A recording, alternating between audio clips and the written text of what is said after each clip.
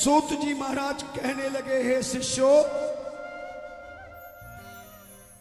हे ऋषियों, एक बार जीवन में शिव महापुराण की कथा को जो सुन लेता है, वह इस शिव महापुराण की कथा के फल स्वरूपता में सांसारिक, व्यवहारिक, पारिवारिक समस्त कष्टों से मुक्ति प्राप्त करते हुए गृहस्थ को चलाने की युक्ति प्राप्त करते हुए जीवन को आगे बढ़ाने के लिए शक्ति प्राप्त करते हुए जीवन में आनंद ही आनंद प्राप्त करते हैं।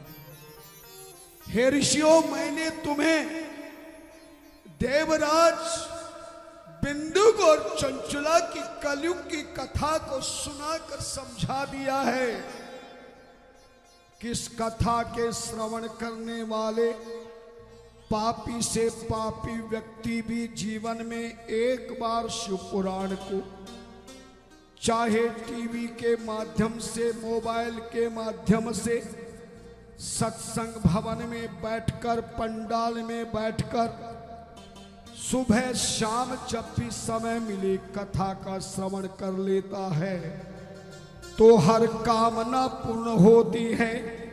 जन्म जन्मांतर के पापों से, तापों से, संतापों से, परितापों से मुक्ति प्राप्त हो जाती है। सूची बोले, हे ऋषियों, भवद्भिः प्रयच्छते यद्वत्, हाथ जोड़िए, ध्यान रखना, तथा नारदेन पृष्ठं पित्रे प्रेरितेन हरिणा शिवरूपिणा ब्रह्मा श्रुत्वा श्रुतवचा शिव भक्त प्रसन्नधि जगो शिव यसा प्रीता हर्षयन् मुनि सत्तमम। धन्यवाद। शिव महापुराण का एक एक श्लोक भी अगर आपके कानों में चला गया, केवल श्लोक भले ना समझें, अगर श्लोक को तुमने ध्यान से सुन लिया और कानों से हृदय तक अगर पहुंच गया तो आपको इन श्लोकों से परम आनंद की प्राप्ति होगी। हरिओम। लगा के रखो कम। सो जी महाराज कहते हैं, ऋषियों, एक बार भगवान विष्णु के परम भक्त नारद की जिंदगी में बहुत बड़ा कष्ट आया। किसकी जिंदगी में कष्ट आया? जोर से बोलो जी। और जब नारद की जीवनी में कष्ट आया, नारद का मन घबराया, चारों ओर से अंधेरा छाया। जब कुछ भी समझ में नहीं आया तो नारद जी ने भगवान विष्णु के कहने पर शिव महापुराण की कथा सुनने के लिए ब्रह्मा के पास जाना पड़ा। और ब्रह्मा श्रुत्वा श्रुतवच शिव भक्त प्रसन्नधि। जैसे ही ब्रह्मा से नारद जी ने शिव पुराण की कथा सुनी तो उस कथा का ऐसा फल प्राप्त हुआ कि नारद की जिंदगी से, सारे कष्टों से, दुखों से हमेशा के लिए मुक्ति प्राप्त करके नारद सदैव नारायण नारायण का जाप करने लगे। जैसे ही नारद की बात सुनी, सुन आदि सारे ऋषि घबरा गए। हे महाराज, सुनिए सुनिए, शिव पुराण कथा आगे मत बढ़ाइए। ऋषियों ने प्रश्न किया, सूत सूत महाभाग शैवोत्तम महामते श्रुत्वा तव चोरम्यम चेतो न सुकोतुभ कदा बभु शुक्रद विधि नारदियो महा सम्मादो यत्र गिरीश सुलीला भव मोचनी। हे महाराज, आप क्या कथा सुना रहे हो कि नारद की जिंदगी में कष्ट आया? अरे नारद तो अनन्य भक्त है। एक भक्त होता है, एक अनन्य भक्त होता है। और अनन्य भक्त की परिभाषा, डेफिनेशन गीता में भगवान कृष्ण ने दी है। अनन्य चिंतयन्तो माम ये जना पर्युपासते तेषां नित्यामि योगक्षेमं वहाम्यहम्। रामचरितमानस में भी भगवान श्री राम ने नारद को अनन्य भक्त की परिभाषा समझाई। सुन मुनि तो ही कहूँ सहरोसा, सुन मुनि तो ही सुन मुनि तो ही कहूँ सहरोसा। सुन मुनि तो बोलिए बोलिए रामायण की चौपाई। जो मोहि भज तज सकल भरोसा, जो मोहि भज सकल भरोसा। करहु सदा दिन की रखवारी, करहु सदा दिन की रखवारी।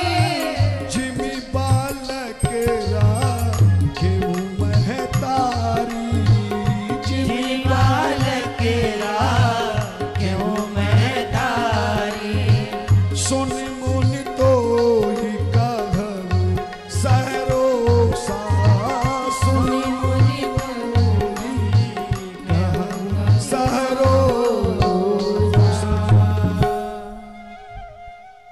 अनन्य भक्त वो होता है जिसकी जिंदगी की डोर परमात्मा के हाथों में होती है। और सच बताना, जिसकी जिंदगी की डोर मेरे परमात्मा के हाथों में हो जाए तो क्या जिंदगी में उसे कोई कष्ट आ सकता है क्या? कोई देवी देवता ऋषि मुनि योगी तपस्वी रुष्ट हो सकता है क्या? जिंदगी में कभी वो असंतुष्ट हो सकता है क्या? जिंदगी में कभी वो भ्रष्ट हो सकता है क्या? नहीं है। ऋषियों ने कहा महाराज अब कैसी बात कर रहे, नारद के जिंदगी में दुख कैसे आ सकता है? सूत जी महाराज बोले मैं सत्य कह रहा हूं। ऋषियों ने कहा तो शिव पुराण की कथा बाद में सुना। हमारे मन में शंका पैदा हो गई, नारद की जिंदगी में कैसे दुख आया, क्यों आया?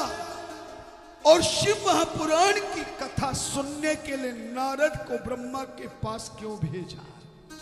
सच बताओ, जितने आप यहां बैठे सत्संग भवन में और जो सत्संग लाइव टेलीकास्ट से मुझे सुन रहे हैं, उनके मन में भी शंका होगी कि नारद जी तो भगवान के 24 घंटे भजन के, यजन के, सृजन के अलावा कुछ करते ही नहीं। फिर भला नारद के मन में कैसे दुख आ सकता है? आप भी सुनना चाहते हैं ना?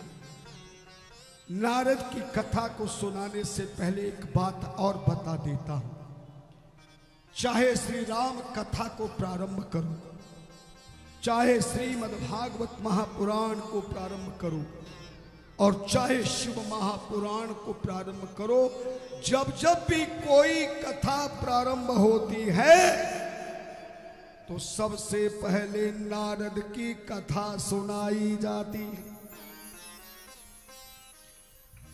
रामलीला भी करने वाला डायरेक्टर पहले दिन नारद मोह की कथा सुनाता है। राम कथा भी भगवान शिव जब सुनाने लगे, पार्वती को बताने लगे, तो अचानक शिव के मुख से निकल पड़ा, नारद श्राप दीनी एक बारा, कलप एक लगी तब अवतार। जैसे नारद के बारे में शिवजी ने राम कथा सुनाते हुए पार्वती को कहा तो रोक दिया शिवजी को, गिरजा सुनते चकित सुने बानी। गिरजा पार्वती को कहते हैं, सुन के चौंक गई महाराज। थोड़ा आगे हो जाओ, कुर्सियां। जरा रुकिए रुकिए, राम कथा बाद में सुनाना। अभी आपने क्या कहा कि नारद जी की जिंदगी में कष्ट आया, दुख आया, रोग आया, समस्या आई है? पार्वती ने प्रश्न कर लिया भगवान शिव से, का अपराध रमापति कीना, कारण कवन श्राप मुनि दीना। यह प्रसंग मोही कहमु पुरारी, यह प्रसंग मोही कहमु पुरारी। हे भोलेनाथ, पहले मुझे नारद की कथा सुनाई, और जब वेद व्यास जी ने श्रीमद् भागवत महापुराण को प्रारंभ किया तो वेद व्यास जी को सबसे पहले नारद जी ही मिल गए। सुना होगा श्रीमद् भागवत महापुराण। उदास देखकर पूछा वेद व्यास, इतने दुखी क्यों हो? तुमने तो 4 शास्त्र, 18 पुराण, महाभारत, गीता, बहुत ग्रंथ लिख दिए, फिर सुस्त कैसे हो, मस्त क्यों नहीं? अपना दुख सुनाया। इतने ग्रंथ लिखने के बाद भी, इतने मंत्र जपने के बाद भी मेरा मन प्रसन्न नहीं है। सुना होगा भागवत में नारद जी ने समझाया, अपना पिछले जन्म का चरित्र बताया। तब वेद व्यास की समझ में आया और नारद की व्यथा कथा को सुनकर के ही वेद व्यास ने श्रीमद् भागवत महापुराण की रचना की। इसलिए नारद की कथा को सुने बिना न राम कथा का फल मिलता है, नारद की कथा व्यथा को सुने बिना श्रीमद् भागवत महापुराण का फल नहीं मिलता, और नारद की कथा व्यथा सुने बिना शिव महापुराण का भी फल प्राप्त नहीं हो। इसीलिए नारद की कथा हर कथा में प्रारंभ में सुनाना कंपलसरी है, परम आवश्यक है। आप भी जितने बैठे हैं और जो भी सीधे प्रसारण से हमें सुन रहे हैं, वो भी सीधी कमर करके सौभाग्यवती नारियां सिर पर पल्ला करें और मन में भाव, चाव, हर्ष बनाकर नारद की कथा को सुनी। क्योंकि जैसे ही मैं नारद की कथा को शुरू करूंगा तो आप तुरंत समझा जाएंगे कि ये कथा तो हमने कई बार सुनी। और मेरी आदत है जो सुनी हुई बात है उसको बहुत जल्दी सुनाता हूं, मगर जो आपने आज तक बात नहीं सुनी उसमें समय लगाता हूं। तो हमारी आदत अच्छी है कि बुरी? बोलो ना, अच्छी है। बार बार एक ही बात को सुनते रहे तो उब जाओगे। हाँ,